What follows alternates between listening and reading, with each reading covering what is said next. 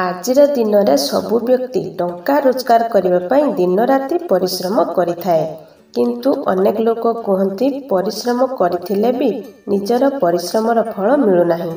ତ ଏମିତିରେ କିଛି କାରଣ ଅଛି।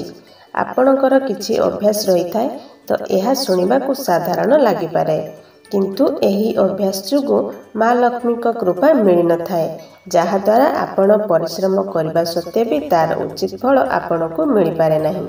ତେବେ ଆସନ୍ତୁ ଜାଣିବା ଆପଣଙ୍କର କେଉଁ ସବୁ ଖରାପ ଅଭ୍ୟାସ ଯୋଗୁଁ ଆପଣଙ୍କର ପରିଶ୍ରମ ଅନୁସାରେ ଆପଣଙ୍କୁ ପରିଶ୍ରମର ଫଳ ମିଳୁନାହିଁ। ତେବେ ଭିଡ଼ିଓଟିକୁ ଦେଖିବା ପୂର୍ବରୁ ଭିଡ଼ିଓ ଗୋଟେ ଲାଇକ୍ କରନ୍ତୁ ଆଉ ଆମ ଚ୍ୟାନେଲ ସହିତ ଯୋଡ଼ି ହୋଇ ରହିବା ପାଇଁ ତଳେ ଥିବା ରେଡ୍ କଲର ସବସ୍କ୍ରାଇବ୍ ବଟନ୍ ଉପରେ କ୍ଲିକ୍ କରି ଆଉ ତା ସାଇଡ଼ରେ ଥିବା ବେଲ୍ ବଟନ୍ କ୍ଲିକ୍ କରି ଆମ ଚ୍ୟାନେଲକୁ ସବସ୍କ୍ରାଇବ୍ କରିନିଅନ୍ତୁ। ତ ଆସନ୍ତୁ ଜାଣିବା ଆପଣଙ୍କର କେଉଁ ଅଭ୍ୟାସ ବିଷୟରେ ଯାହା ଆପଣଙ୍କୁ ଆଜି ହିଁ ଛାଡ଼ିଦେବା ଦରକାର।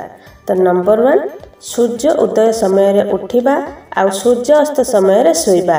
ଏହି ଦୁଇଟି କାମ ଧନର ଦେବୀ ମା ଲକ୍ଷ୍ମୀଙ୍କ ଅପ୍ରିୟ ହୋଇଥାଏ। ଏମିତି କାମ କରୁଥିବା ବ୍ୟକ୍ତିଙ୍କୁ ଦେବୀ ଦେବତାଙ୍କ କୃପା ମିଳିନଥାଏ। ଏଥିପାଇଁ ଆଜି ହିଁ ଏହି ଅଭ୍ୟାସକୁ ଛାଡ଼ି ଦିଅନ୍ତୁ। ନମ୍ବର 2, ଅନେକ ଥର ଏମିତି ହୋଇଥାଏ କି ଘରର ମହିଳାମାନେ ଅଳସୁଆ ହୋଇ ଘର ସଫା କରନ୍ତି ନାହିଁ ଆଉ ରାତିରେ ଅଇଁଠା ବାସନକୁ ମଧ୍ୟ ସେମିତି ରଖିଦିଅନ୍ତି। ତ ଏହାଦ୍ୱାରା ମଧ୍ୟ ମା ଲକ୍ଷ୍ମୀଙ୍କ କୃପା କେବେ ବି ମିଳିନଥାଏ। ତାପରେ ହେଲା ସକାଳେ ଆଉ ସନ୍ଧ୍ୟା ସମୟରେ ଦେବଶକ୍ତି ପାଇଁ ଭଲ ମନାଯାଉଛି। ଏହି ସମୟରେ ଦୋକାନ, ଘରର ମନ୍ଦିର ଆଉ ରୋଷେଇ ଘରକୁ ଅନ୍ଧାର ରଖିବା ଅଶୁଭ ହୋଇଥାଏ। ତ ସେଥିପାଇଁ ସକାଳ ଆଉ ସନ୍ଧ୍ୟାରେ ଅତି କମରେ ଗୋଟେ ଦୀପର ଆଲୁଅ ରଖିବା ଉଚିତ।